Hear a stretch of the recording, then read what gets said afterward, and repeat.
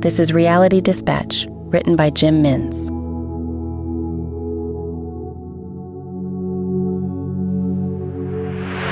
His head was still throbbing.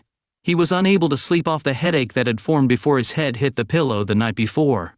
It was 6 in the morning and he figured he had about a half-hour window to write down the dream he had just been presented in his subconscious. He had never held a dream diary before, but something in the imagery frightened him.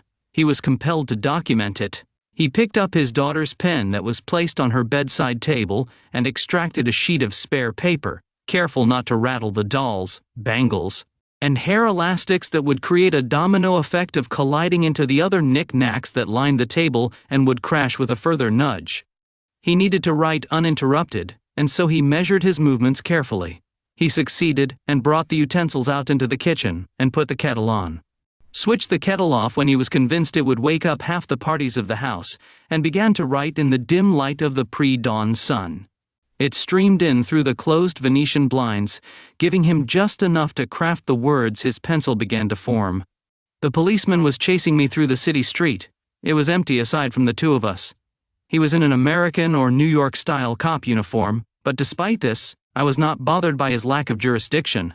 We were very clearly running down George Street in the city of Sydney, but his jurisdiction was foreign. When we passed the Dymox building, he drew his gun. I remember turning back to see how far he was from me. He was less than 2 meters, and he had his gun drawn and pointed it directly at my back. He was aiming as he was running. I turned to face the street ahead and was surprised that the once empty street was now full of people.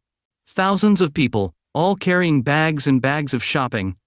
It must have been the Christmas sales or maybe the pre-Christmas sales. We continued to run in the middle of the road, so the people who were walking on the footpaths and sidewalks, bumper to bumper, did not get in our way. There was not just a heavy influx of people, but there were also thousands of cars that turned into the street and began to create a traffic jam along the road that is usually reserved for the tram tracks. I kept running faster and faster despite my lungs bursting in fatigue. I was awaiting the shot to be fired from the cop gun, and when I crossed the T intersection on George and Bridge, I ran through with a new fear that the upcoming traffic would sideswipe me as soon as I ran through. There was no way I had time to stop and check each side of the street. Miraculously, I made it through the intersection and kept running towards Martin Place. I felt somewhere along the route that it was safe enough to glance back over my shoulder to see where the police officer was situated, and as soon as I did, I noticed he was no longer following me. I had either outrun him or my brain decided to remove him from the dream altogether. I began to slow my run to a jogging pace and then to a slow walk. The threat had subsided, but I was still cautious of a new threat. "Dad!" The man lost his train of thought. The boy was awake. He checked the clock on the microwave. It read 6:15. "Yeah? I'm scared." "You'll be right," the man said indignantly. He returned to his paper. He held the pen over the final sentence but could not bring himself to continue. What was it? "Where did I go from there?" he said out loud. "Dad." "What?" the man yelled back. "I need to go to the toilet," complained his son. "Well, go then," the man yelled. "I'm too scared." The man slammed the pencil down and went off to extract the boy. He walked him over to the bathroom, placed the half-sleeping child on the bowl, and began to walk back to his journal. "Don't go." "Oh, come on, mate, there's nothing to be scared of," he reassured. "Don't go," the boy was adamant. The man stood in the doorway until the boy had finished his business, and then he led him back to bed. He had mere minutes remaining with his journal before he knew the boy and his older sister would join him in the kitchen expecting breakfast and the television to be switched on. He ran back to the page and began tapping the pencil on the paper to work on the final elements of his vision, the one that created the fear that prompted him to write down his experience. It was big, bigger than me, he said to himself. It was a message for humanity. I need to pass this on. He tapped the pen louder on the paper. He was frustrated. He felt as if he was on the cusp of uncovering a dialogue that was meant for human civilization as a whole, and his momentary lapse from the documentation had caused him to lose the memory like sand running through his fingers. "Come on." He began to write once more.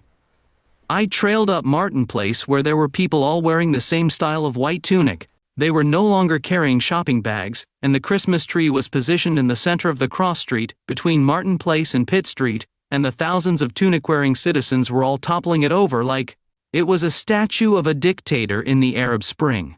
They were all cheering and chanting as they did it, and I turned to my left, and standing there was a man who had Caesar laurels in his hair, and he said to me. He stopped writing. He looked up to see the face of his daughter. She was rubbing her eyes as she looked on at his work. "What are you doing?" "Nothing." "I'm hungry." He stood from his task. He began to pull out the bowls, the milk and the cereal to prepare her meal. Seconds later, his son had arrived in the kitchen, expecting the same service. He prepared their meals and served them with the TV on. Using their distraction to return to his work, he looked on at his writings and attempted to reconnect the stream of subconscious that barely remained. He read on and felt his frustration bubble to the surface. He said to himself. Noticing his consternation, his daughter turned to him from the TV screen. "What is it?" she asked. "I thought I had received something last night, but now I see that I didn't." He scrunched up the paper into a ball and threw it into the garbage bin along with the empty carton of milk. He drank a coffee he had prepared for himself and his wife, who had emerged into the kitchen. He didn't remember the elements of the dream from that moment on.